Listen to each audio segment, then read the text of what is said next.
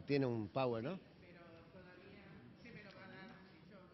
¿Cuándo lo voy a empezar a usar? Bueno. ¿Le pasan el... Sí. ¿O quiere por que favor. le pasen de acá, doctora?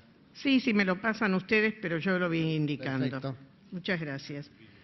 Bueno, ante todo quiero agradecer esta invitación y sobre todo a los y las senadores que están hoy después del día de ayer, que fue muy largo, que se han levantado temprano y nos han hecho este honor de escucharnos. Creo que estamos viviendo un momento histórico en la Argentina, porque este es un debate que lleva ya 3 meses o 4, ya se me perdió un poco el tiempo, que hemos escuchado todas las voces, que se ha hecho en una situación de respeto y de altura que está últimamente entrando en algunos momentos tembladorales, de tembladores, digamos, porque está tomando un cariz un poco agresivo y no siempre es lo mejor. Nosotros sabemos que las leyes tienen que ser discutidas y esta está siendo ampliamente discutida y eso lo quiero celebrar y lo quiero decir. También quiero decir que en todo este debate el planteo fue integral. No hablamos del último momento, que es el aborto. Hablamos de la educación sexual integral, hablamos de la salud sexual y reproductiva y llegamos al aborto. Y esto es clave, porque en realidad el aborto es lo último de una cadena en la cual sí se ha fallado. Y también tenemos que reconocer que en nuestro país, hace muchos años ya, tenemos las leyes. Tenemos la ley de ESI y tenemos la ley de salud sexual y reproductiva, pero no se cumplen. Entonces, bueno, este proyecto incluso trae una novedad que es muy positiva, que es generar en estas 2 cámaras una comisión para observar el cumplimiento de la ley. Y eso me parece muy importante, porque ustedes los legisladores hacen leyes, pero después se tienen que ocupar de que se cumplan. Si no se ocupan, bueno, no terminaron bien su trabajo, discúlpenme. Yo opino desde afuera, con mi experiencia, y les digo que me parece que esto es muy importante. Además de revisar los presupuestos, porque una ley sin presupuesto es totalmente inútil. Entonces, bueno, si no le dan presupuesto, díganlo, mejor no aprueben la ley. Pero bueno, en segundo lugar, los desafío a que ustedes luchen para que se cumplan las 2 leyes que ya tenemos. Hay muchas provincias donde todavía no se cumple esto. Y por lo tanto, empecemos por ahí. Tenemos las leyes. ¿Por qué no se cumplen? Porque no hay voluntad política, digámoslo claramente. Si no hay voluntad política, por favor, ustedes asúmanlo, porque tanto en diputados como aquí hemos escuchado que ustedes están de acuerdo con esto. A lo mejor la definición de ESI no es la misma para unos y otros, pero estamos reconociendo que el aborto es lo que no queremos. Y esa es otra cosa importante. Todos estamos de acuerdo que no queremos el aborto. Perdónenme, a mí me dicen abortera. Nunca estuve a favor del aborto, pero sí me lo dicen para sancionarme, porque en la jerga médica que a uno le digan abortero es terrible. Y si no lo saben, bueno, les digo que esto es una experiencia y muy dolorosa para quienes venimos defendiendo derechos y que no estamos para nada promoviendo asesinatos ni otras cosas. Entonces, si todos estamos en esto, tenemos que recordar que el aborto, independientemente de lo que salga el 8 o no salga, existe, existirá y va a seguir existiendo, lamentablemente. Y va a seguir existiendo porque hay situaciones y condiciones de las mujeres y de sus familias en las cuales se necesita esto. Y esto es lo que tenemos que ponernos a considerar. ¿Qué hacemos frente a esto? Simone Weil en 1974, cuando se planteó la ley de... Voy a correr esto porque me voy a caer. Y no me quiero caer. Cuando se proponía la ley, ya dijo, esto no es una discusión filosófica ni científica, porque las mujeres cuando viven esto viven situaciones concretas, y yo frente a una situación personal de mi hija, de lo que sea, de una parienta. En cuanto tengo el problema, ahí lo vivo. Y ahí no importa lo que yo pensé antes, es la necesidad, y ahí me mueve la necesidad. Y ahí es cuando dejamos solas a esas mujeres y esas familias. Y ese es el problema. El médico, como el legislador, los de los servicios de salud, tenemos que pensar no en lo que nosotros pensamos, sino en lo que necesita la gente. Y la gente necesita algunas cosas en contra de lo que nosotros pensamos. Y ojalá nunca tengamos que necesitar nosotros algo en contra de lo que pensamos. Pero nadie está libre como para tirar la primera piedra. Y entonces yo quiero ahora hacer un poco de historia, porque yo soy antigua, ¿saben? Por no decir que soy vieja. Soy antigua y llevo 35 años o más militando en esto. Entonces, el primer diapositivo.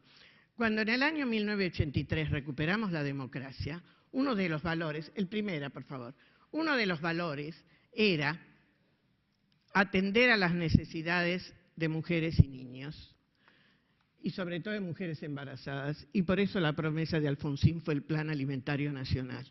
El Plan Alimentario Nacional estaba para suplir ese problema.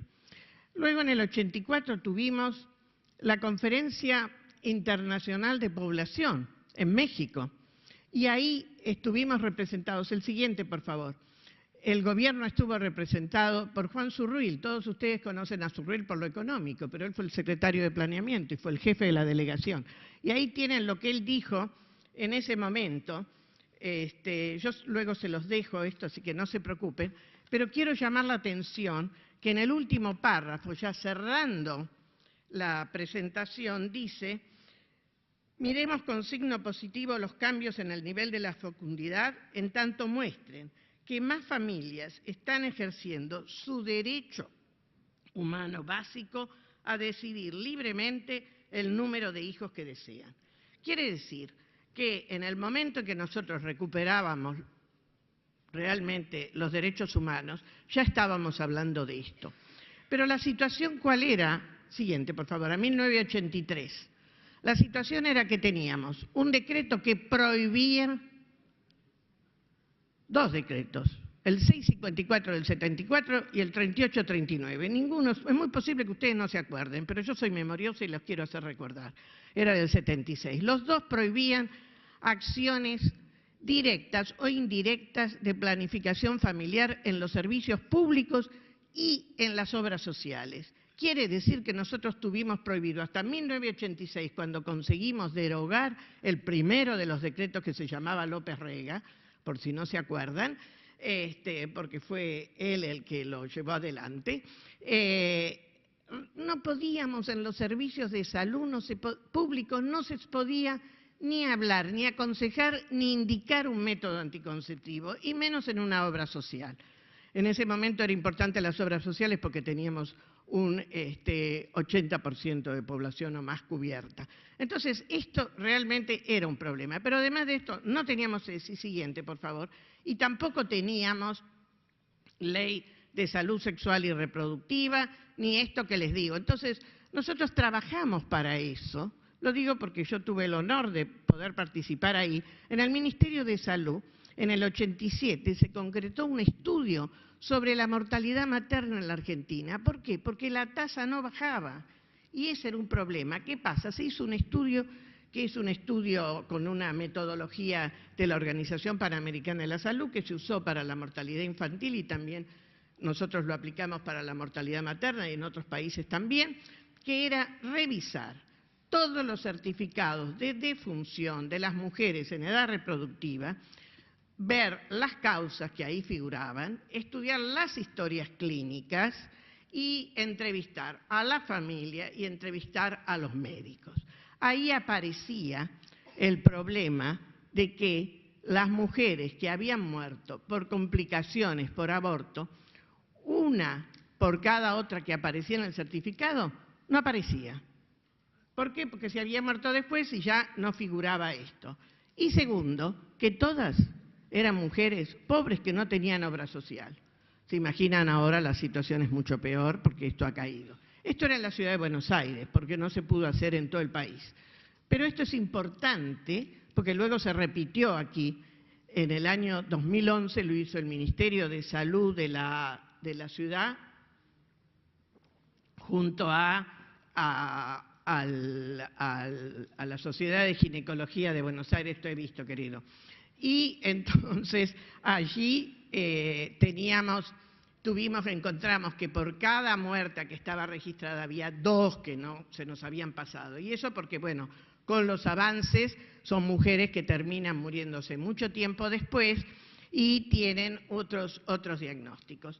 Pero bueno, lo que quiero llegar a decir, que en el año, sigamos por favor, la siguiente, cuando cambia el gobierno, bueno, hubo grandes cambios y entre los grandes cambios que tuvimos la vuelta atrás, porque nosotros habíamos conseguido incorporar, por ejemplo, la colocación del DIU en las prestaciones de las obras sociales, que eso siempre es un negocio que hubo un acuerdo entre el ginecólogo y la mujer, bueno, te vendo y hacemos esto, pero nunca cubierto por la seguridad social, y este era un problema, etcétera. Pero se cae todo eso. ¿Y por qué? Porque, bueno, hay un gobierno que piensa diferente y llega a tanto que en el año 94 el Consejo Nacional de las Mujeres, liderado por Virginia Franganillo, una mujer del interior del partido justicialista, hace una encuesta, la primera encuesta, y los alumnos de la Universidad de Córdoba también la hacen, que da realmente una aceptación. Sin embargo, ella fue echada, esto fue un retroceso, y nosotros, en ese siguiente, por favor, en ese y en el siguiente Conferencia Internacional de la Mujer, acompañamos los peores y más retrógrados posiciones, como por ejemplo que nos oponíamos al uso del preservativo para la prevención del VIH, cuando los ministros y los representantes de África decían, para nosotros es una cosa vital, la gente se muere por VIH, y no, que nos digan esto es imposible, y por eso se revirtió, pero nosotros lo cambiamos. Bueno, siguiente, por favor. Recién en 1992 se presentó la primera ley y se aprobó en diputados de salud sexual y reproductiva. Llegó a esta casa y murió, y hubo 4 leyes que murieron en esta casa. Digo en esta casa porque fue el Senado las que las vetó, que venían de allá, algunas eran mejores, otras eran peores, hasta que en el 2001 se aprueba una en diputados, que llega aquí en el 2002, y ahí se dan 2 cosas. Primero, por primera vez teníamos en el Senado la ley de cuotas, porque ustedes saben que recién en el 2001 tuvimos el porcentaje de mujeres. Y segundo, se descubrió la mortalidad materna y la mortalidad infantil. Hacía tanto tiempo que hablábamos los especialistas en salud pública, pero nos decían que éramos de izquierda porque decíamos estas cosas. Era una realidad, lo decía todo el mundo, porque un estudioso de la salud pública no puede ignorar lo que pasa en la realidad. Entonces, bueno, eso pasó. Cuando en el año 85 empezamos a trabajar con el Ministerio de Educación en la ESI, menos bonito nos dijeron de todo. Éramos los pervertidores de menores, íbamos a llevar ideas terribles. Bueno, creo que hoy cambió la situación, pero no tanto como para que todavía haya tantas provincias donde no se aplica. Bueno, ¿qué quiero sintéticamente terminar ahora? En primer lugar, ustedes están frente a una decisión que supera las posiciones individuales de ustedes. Discúlpenme, si ustedes no pueden superar eso, yo lo lamento, porque es muy terrible, porque ustedes están para servir a las necesidades de la gente, y las necesidades de la gente no se basan, son imprescindibles, no están para obligar a nadie. Esta no va a ser una ley que obliga a nadie. Nadie va a ser obligado, ninguna mujer se embaraza para tener el gusto de abortar, por favor.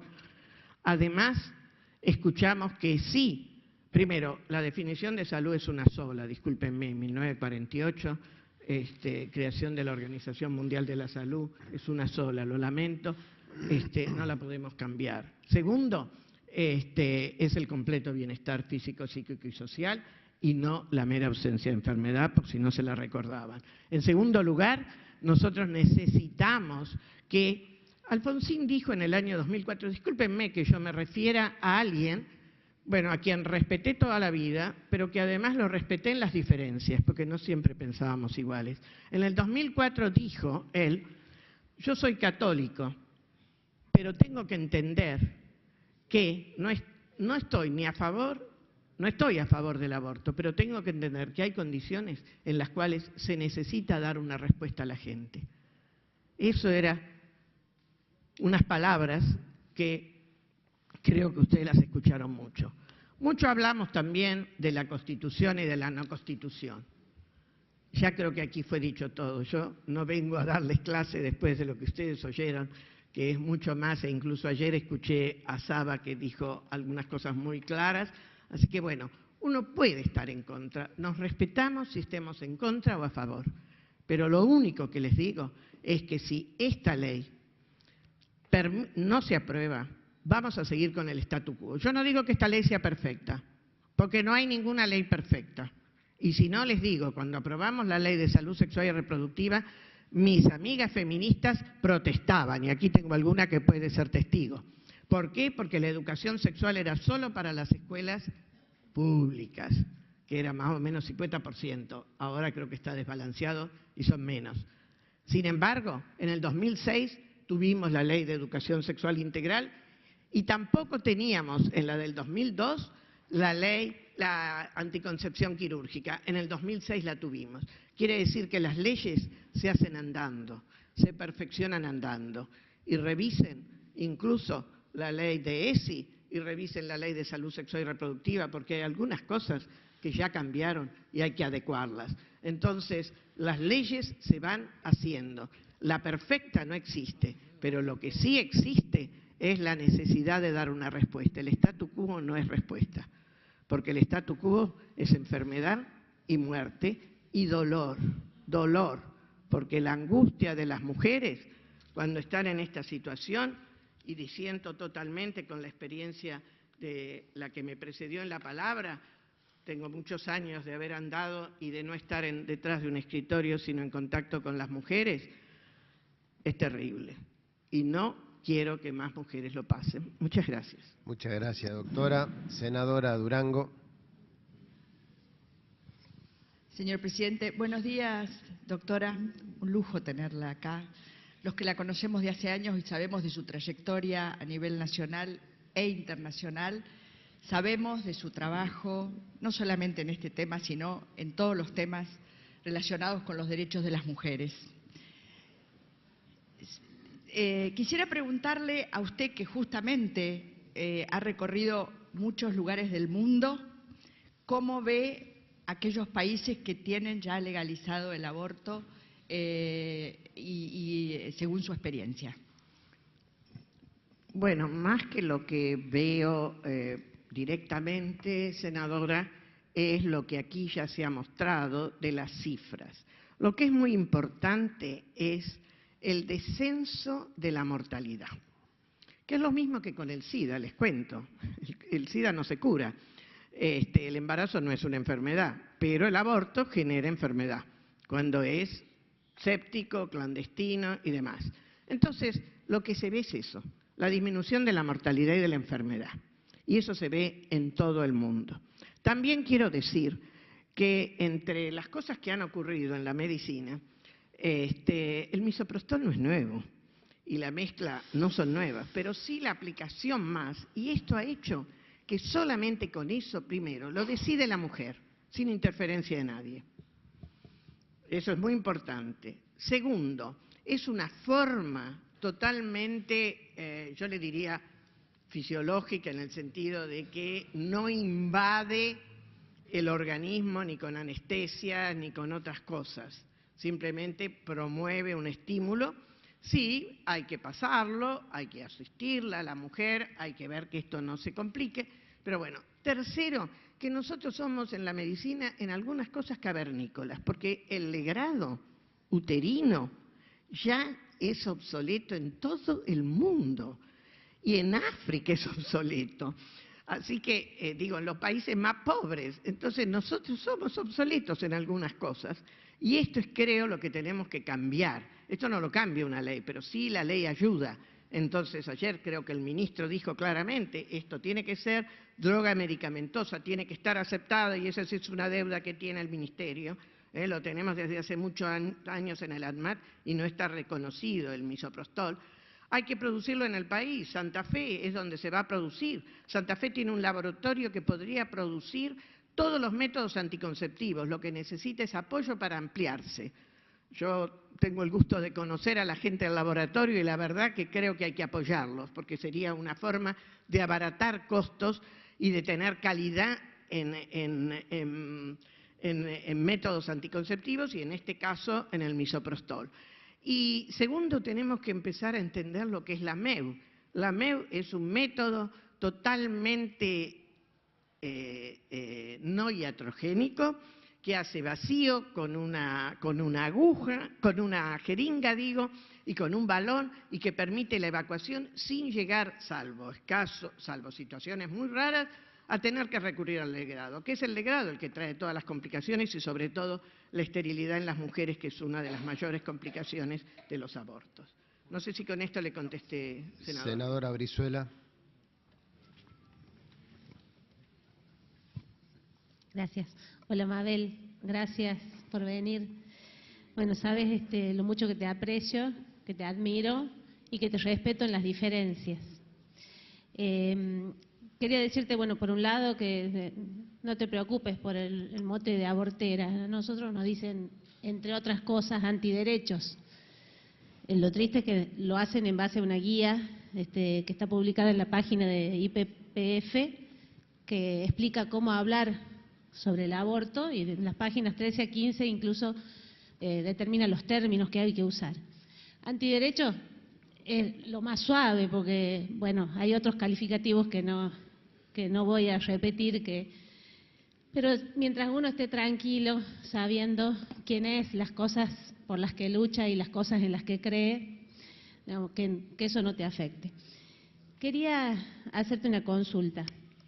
Estamos de acuerdo en que la vida es un derecho humano, ¿verdad? Y que el embrión pertenece a la especie humana.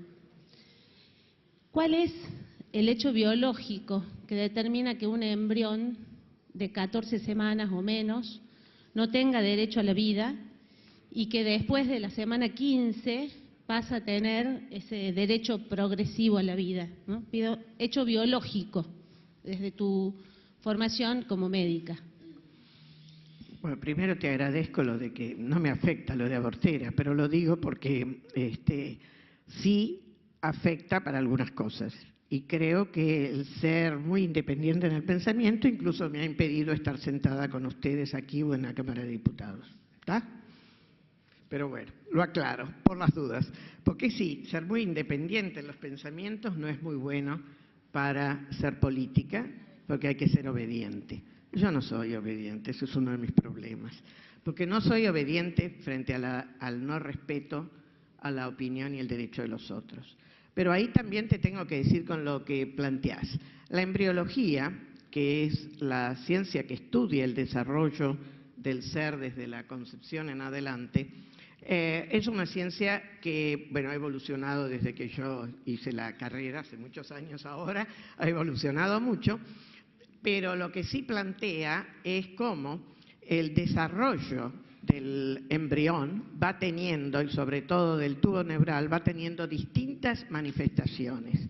Y por eso hay algo muy interesante. Santo Tomás y San Agustín, que hablaban de las 12 semanas, tenían la intuición de lo que pasaba. Ellos no sabían embriología todavía en esa época y sin embargo reconocían que en esas primeras 12 semanas no había vida, decían ellos, o no había hálito vital, creo que decían. Pero bueno, eso es una cosa en la cual...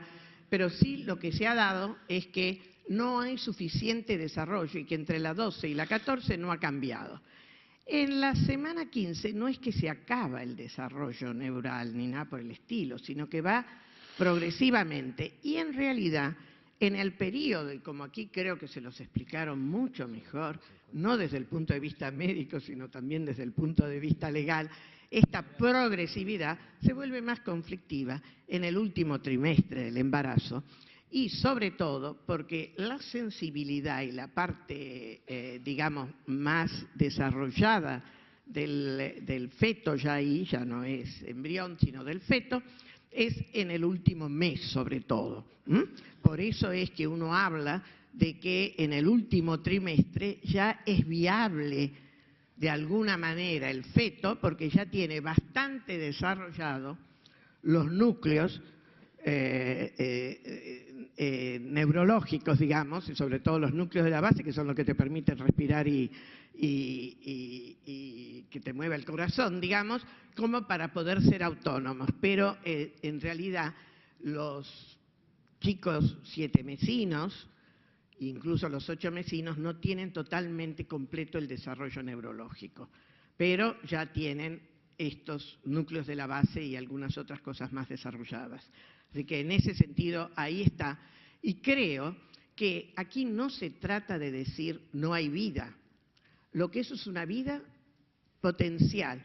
Porque también, yo les digo, 1974, les recomiendo que lean el discurso de Simone Weil. En 1974 no había los conocimientos que hay hoy sobre la embriología, sobre la genética y demás.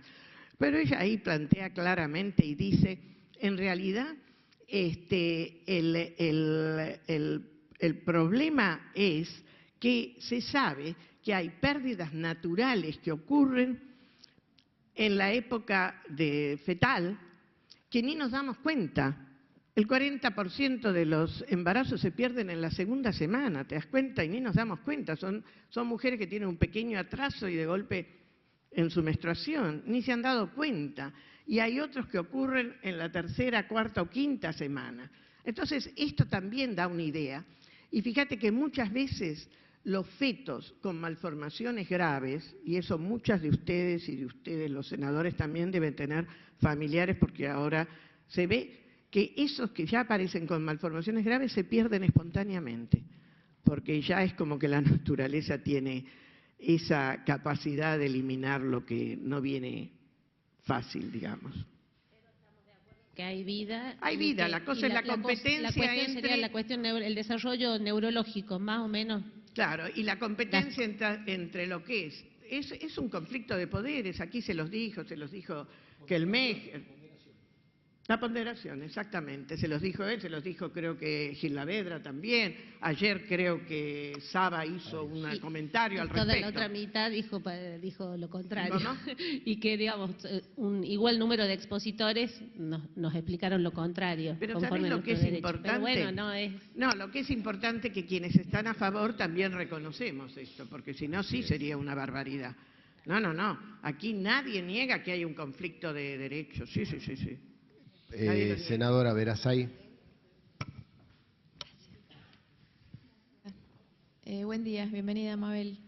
Quería consultarle uno de los puntos cuestionados del proyecto, es el tratamiento que se le da a la objeción de conciencia y el registro de objetores.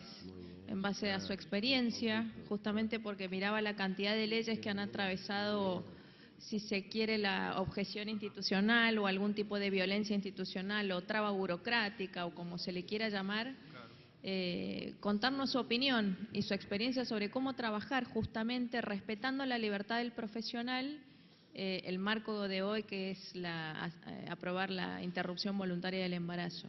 Muchas gracias. Bueno, gracias. Yo en principio le digo que es fundamental que se salve la no obligación al profesional. Eso es fundamental. Es fundamental que no se obligue a un profesional a hacer algo que no quiere. Pero sí también digo que es necesario saber eso. Yo le digo, con la Ley de Salud Sexual y Reproductiva tenemos un problema en el cual hay casos de establecimientos donde son todos objetores de conciencia y que tienen convenios con obras sociales, porque vio que ahora los convenios de las obras sociales los hacen muchas veces con el sector privado. Y las mujeres y los hombres que están como beneficiarios no saben eso y se enteran cuando van a pedir, ¿entiende? Y este es un problema, porque yo si acepto un servicio, tengo que saber qué acepto. Entonces, bueno, lo puedo aceptar para otras cosas, pero tengo que saber que para esto no, pero esto lo tengo que saber como beneficiario. Y esto no debe de estar público desde ya, esto es una cosa que hay que hacerla, pero el registro, porque no puede ser que a último momento, frente al caso, diga el médico, no, o la médica, no importa, no, yo soy objetor de conciencia, lo tenemos que saber. Y el establecimiento tiene la obligación de saber quiénes son sus objetores de conciencia para adecuar. Yo no digo que el establecimiento, y creo que ayer lo dijo también el ministro, que los establecimientos tengan que hacer. Lo que tienen que asegurar es que la mujer sea derivada a otro lugar y que en esa derivación no haya riesgo. Le digo, un shock hemorrágico muy grave, uno lo tiene que derivar en un hospital rural donde no tiene las cosas o de poca complejidad. Pero ¿cómo lo deriva? Lo deriva con sangre, lo deriva con todos los cuidados para que no se le muera en el camino. Bueno, esto es más o menos lo mismo. Hay que ver cómo se deriva y cómo se hace. Y eso no puede improvisarse que en el momento lo piense el que está a cargo, porque eso no va a andar, va a ser malo y se van a morir muchas mujeres. Entonces, esto tiene que estar previsto por los servicios, tiene que estar aclarado y no es para difundir quiénes son los objetores, pero también sí para que si uno es objetor en el sector público, tiene que ser objetor en el sector privado, porque la hipocresía, discúlpenme, yo a mis colegas los aprecio mucho, pero hay de todo, como todos los seres humanos, entonces tenemos que tomar todos esos recaudos. Senadora Blas. Gracias, presidente. Buen día, doctora, ¿cómo está? Escuchándola atentamente y en relación a este último comentario que usted hiciera respecto de estar frente a una paciente con un shock séptico, y que, bueno, si no estuviesen dadas las condiciones en infraestructura, equipamiento, personal de la salud, para atender la gravedad del cuadro, que inmediatamente hay que derivarla a otro lugar. Y usted dijo claramente que, por supuesto, no puede ser a un hospital rural en atención a que posiblemente no se cuente con todo lo necesario para sacar adelante al paciente. Mi pregunta específica refiere a si usted, de acuerdo a su experiencia, conoce la realidad de todo el país y sobre todo por el tema de infraestructura sanitaria, básicamente, ¿no? Del interior profundo de nuestras provincias. Yo soy representante de Catamarca y es esta una de las mayores preocupaciones. El mayor interrogante es, ¿tenemos en el país, en el interior del país, las condiciones sanitarias adecuadas, los equipos preparados y necesarios para hacer frente a lo que la ley de aprobarse o de sancionarse exige? ¿Cuál es su opinión? Gracias, senadora. Sí, conozco bastante el interior, no sé si tanto. Últimamente estoy viajando menos al interior, pero lo he caminado mucho, y estoy muy orgullosa de eso, incluso desde que fui alumna. Conozco algunos lugares que seguramente muchos de ustedes no conocen, a donde llegué haciendo tarea social, porque siempre me gustó estar con la gente. No me gustan los escritorios, entiendo que son necesarios, pero no me gustan. Pero bueno, me ponen verde como esto los expedientes, pero cuando uno cambia un expediente y hace alguna cosa positiva que quede, es positivo, y eso hay que hacerlo, pero después hay que huir a volver al contacto con la gente. En ese sentido le quiero decir, primero, como el mecanismo tiene que ser, el método tiene que ser el uso del misoprostol, el medicamentoso, en el 85% de los casos, ¿cómo? Sí. Pero también después la OMS indica que en el segundo trimestre se usa como inicio y luego viene el uso de la MEU.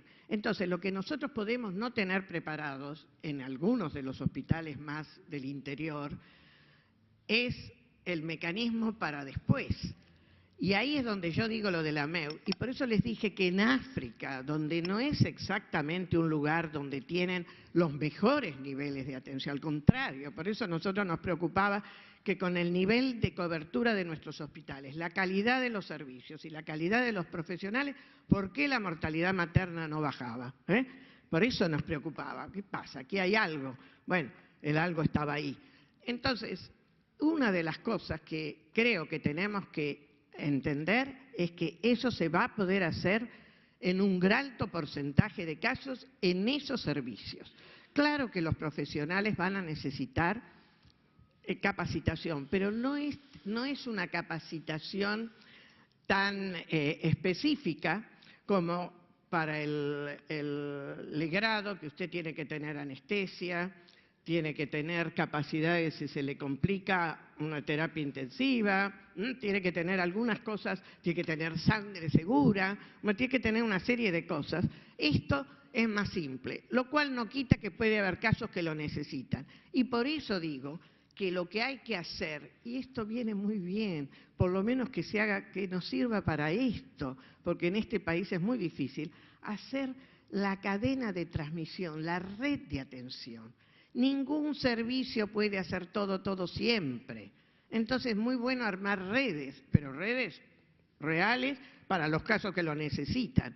Y ahí sí, si usted no tiene un transporte, por si se le complica, bueno, ahí estamos, digamos, en el horno.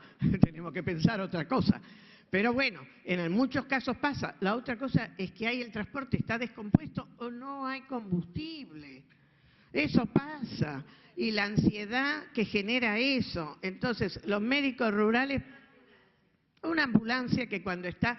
Entonces, tenemos que tener algunos mecanismos armados, que por eso digo, ojalá que por este que es el problema del aborto, se adecúen para otros casos que también existen y que se mueren o que la pasan muy mal y porque no tenemos servicios de salud que hayan previsto esto. Entonces, sí hay que preverlo. Y esto sí exige que el sector público lo prevea y el sector privado también. Y que las terapias intensivas que estamos teniendo no sean terapias intensivas de fantasía, que son esas que alguien tiene la llave y se abre de tanto en tanto. La terapia intensiva, para que sea efectiva, tiene que tener experiencia. Si no tiene experiencia, la terapia intensiva no sirve. Esas que están muy lindas, pero cerraditas con llave, son una mentira. Y lamentablemente existen, más en el sector privado que en el sector público, pero existen. Muchísimas gracias, doctora. Agradecemos su exposición.